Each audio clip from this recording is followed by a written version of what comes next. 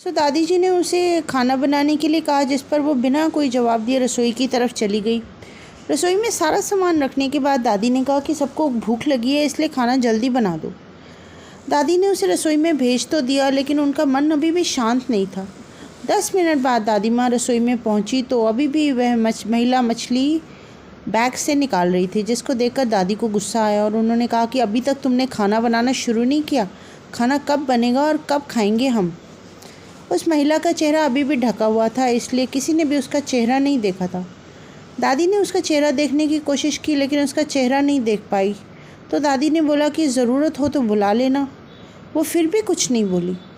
दादी को लगा कि शायद अनजान लोगों की वजह से झिझक रही है, इसलिए दादी वहाँ से चली गई। रसोई से अजीब अजीब सी आवाज़ें आ रही थी। फिर 10-15 मिनट बाद दादी रसोई में आई तो रसोई का नज़ारा देखकर दादी बहुत डर गई। उनके पैर वहीं जम गए और उनके गले से आवाज़ नहीं निकल रही थी।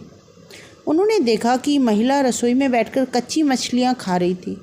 रसोई में मांस और हड्डियों के टुकड़े बिखरे हुए थे और उस महिला का घूंघट भी सिर पर नहीं था। उसका चेहरा बेहद ही डरावना था। दादी माँ चिल्लाईं। दादी माँ से चिल्लाया भी नहीं गया। दादी को लगा कि और ज़्यादा भयानक ना हो जाए, इसलिए दादी माँ ने एक थाल उठाया और चूल्हे में से जलता हुआ कोयला लेकर चुड़ैल की तरफ दौड़ी। दादी माँ ने कोयला उस चुड़ैल पर फेंक दिया। आग की वजह से वो चुड़ैल ज़ोर ज़ोर से आवाज़ें निकालने लगी। चुड़ैल की आवाज़ सुनकर सारा घर इकट्ठा हो गया।